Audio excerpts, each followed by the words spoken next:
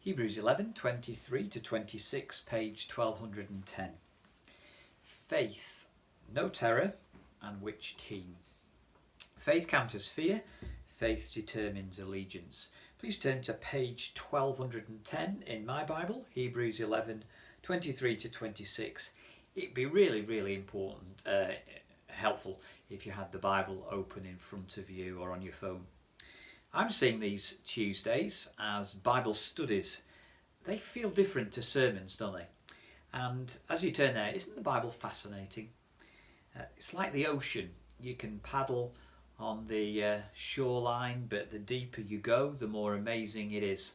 The Bible's like an ocean. And as I've been studying this, it's just amazing how deep the Bible is, and how interesting it is.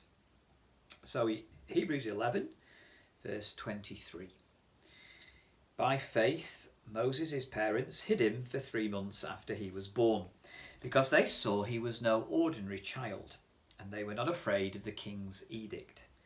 By faith, Moses, when he had grown up, refused to be known as the son of Pharaoh's daughter. He chose to be ill-treated along with the people of God, rather than to enjoy the fleeting pleasures of sin.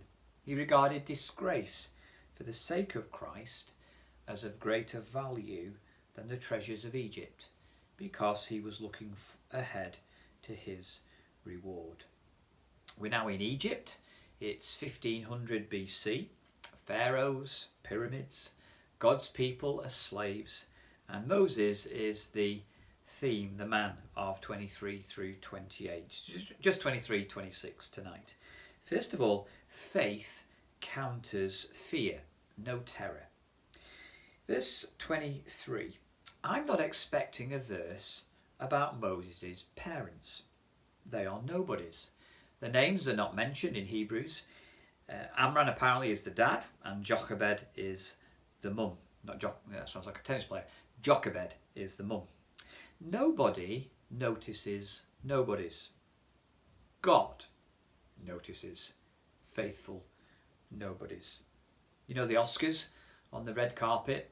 That's just only for somebodies, isn't it? Nobody notices nobodies. The Oscars, red carpets for famous people.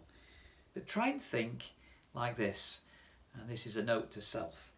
If I'm a faithful, ordinary nobody, God puts me on his red carpet. I'm a somebody in God's eyes. Well, what happened? Pharaoh had given this order to all his people in Exodus 1. Throw every newborn Hebrew boy into the Nile River, but you may let the girls live. Baby boys must die. I guess there'd maybe be house searches of the slave quarters, we're not told. But the writer of Hebrews knows Exodus 2. Notice the benefit of knowing your Bible. Now a man of the tribe of Levi, it says in Exodus 2, married a Levite woman, and she became pregnant and gave birth to a son, when she saw that he was a fine child. Now, were they going to obey Pharaoh and give up their son? Or were they going to disobey Pharaoh and attempt to keep their son? Now, on the one hand, you might look at that and say, what sort of choice is that? You know, of course the parents are going to keep their son. Who in their right mind would give up their baby boy? The answer, of course, is no one. But sadly, there are many who, quote, aren't in their right mind, who end their child's life. These two parents were putting their whole family and themselves under risk of death for doing the right thing. And the text reads in 23, they hid him for 3 months. Now why? Try and get in the head of Moses' mum and dad. They were believers by faith. They were saved. The text reads, because they saw the child was asteos. It's an adjective used in Acts 7:20 of Moses again. It's a handsome, beautiful, fine. And it is hard to get the idea, what's going on here in the text. Please have a ponder. So some translators just keep it as beautiful, comely, fine, handsome. But some, like the NIV team of translators, go through this thought process. Was it really because Moses had a cute nose that they didn't give him up to the authorities? So that's why the NIV and others put they saw he was no ordinary child, or he was unusual. His mum and dad, by faith, saw maybe that this child was going to be used by God. I'm just not sure. And there are some mysteries here. Really, was there any danger of them putting their child into the night, throwing their kid away? So it's hard to understand. But they were not afraid, secondly, to disobey the king's command. They're saying, we will not allow the Pharaoh to murder our child. So we will risk all and we will hide him for 3 months in the house. The lessons here are faith counters fear.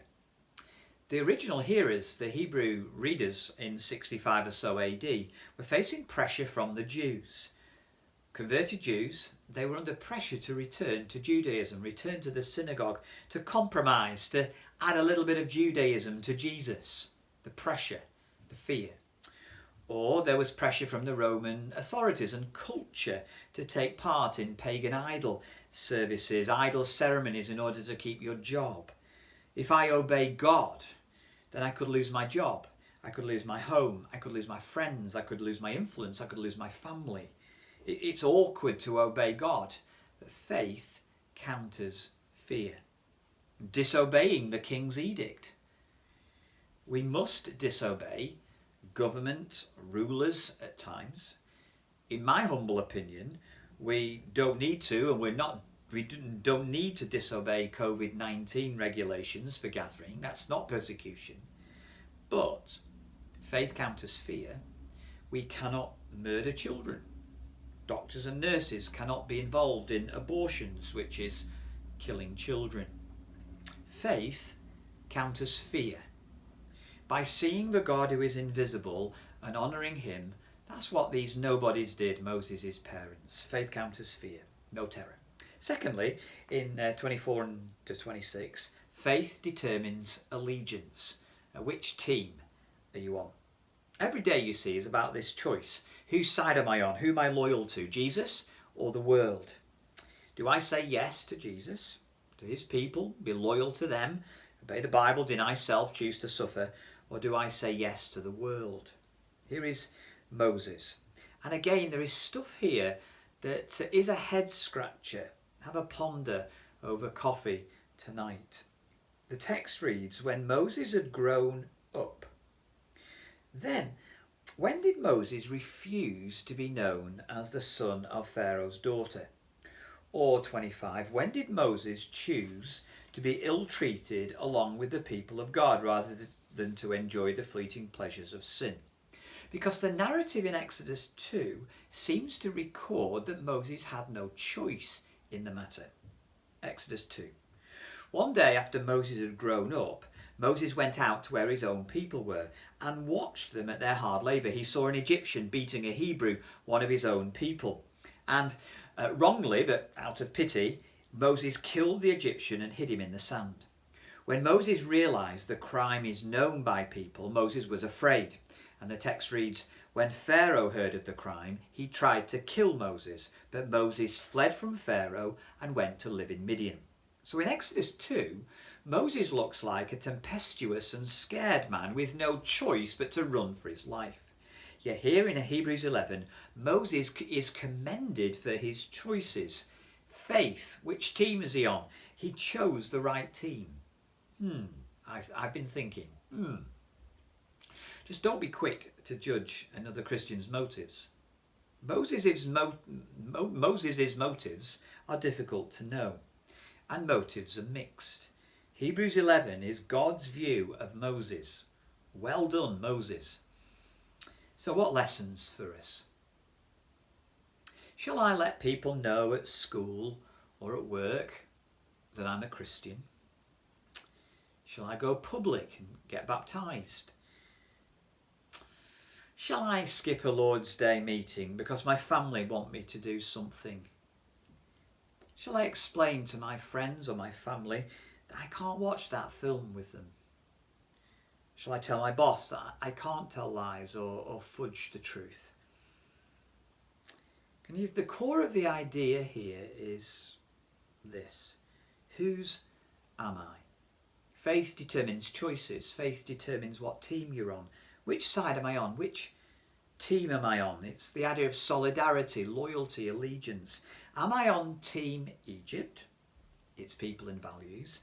Am I on Team God and his people and their values? You see, Team Egypt is what we would call the world, anything that's not God. Team world, ease, honours, pleasures of sin, riches. Whereas Team God, Team Christ, is ill treatment, disgrace. Who do you stand with is the question. In 1032, the same theme is mentioned. 1032. Remember those earlier days after you'd received the light, when you endured in a great conflict full of suffering. Sometimes you were publicly exposed to insult and persecution. At other times you stood side by side. Can you see team language? With those who were so treated. You suffered along with those in prison and joyfully accepted the confiscation of your property because you knew that you yourselves had better and lasting possessions. So do not throw away your confidence. It will be richly rewarded. You need to persevere. So here in 11, Moses, who are you with? Notice it's a binary choice. Either or. You're either with Team Egypt or Team Christ. Deliberate. It doesn't say that Moses drifted into one team or the other. No, in 24, Moses refused to join Team Egypt. Moses chose, verse 25, Team God's people. You'll also notice the cost of being a faithful disciple. Did Moses give up the top job in Egypt? You don't know. It's an interesting thought. Moses may well have been heading for the top job of Pharaoh. Who knows? But in 24, he refused to be known as the son of Pharaoh's daughter. There is a well-attested story of a Christian MP in the last 10 years. This Christian MP went in to see his Prime Minister. And this Christian MP said to the Prime Minister of his own party that he could not and would not support the vote on gay marriage. He, as a Christian, he could not support gay marriage, gay so-called marriage. The Prime Minister said to this Christian MP that that would be the end of his rise up the ladder of politics. The Christian MP said to his Prime Minister, then so be it. The cost is 25. He chose to be ill-treated along with the people of God.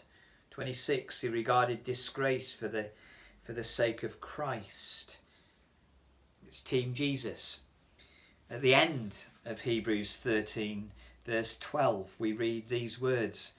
Jesus suffered outside the city gate, and it says, then let us go to him, verse 13, outside the camp, bearing the disgrace, same word, the disgrace that Christ bore. United to Team Jesus, you will bear his disgrace. There is a cost to remaining faithful. And all of that is hard. And I know it is. And I know it is hard for you with your family and friends. It's hard when you're under pressure to compromise in family things, in work, at school and college. And Moses, like us all, needs motivation. By faith, believe it's better to choose to be on Jesus' team. You notice this incentive and this motivation that God gives us. In 25, we read that the pleasures of sin are just fleeting. Moses thought being on the world side and enjoying its pleasures and its riches and its perhaps other sins is temporary. It won't last. But 26, on God's side, he weighed up that the reward of heaven and eternity was far greater, of greater value than all the treasures of Egypt. On God's side, it will be forever joy. It will be forever reward, forever pleasure. And I know again that needs faith to believe it, to taste it, to transform us. So my prayer at the end of this for myself is, Lord, increase my faith. By faith. No terror. And by faith, which team are we on? Well, thank you for listening. I hope you enjoyed that study.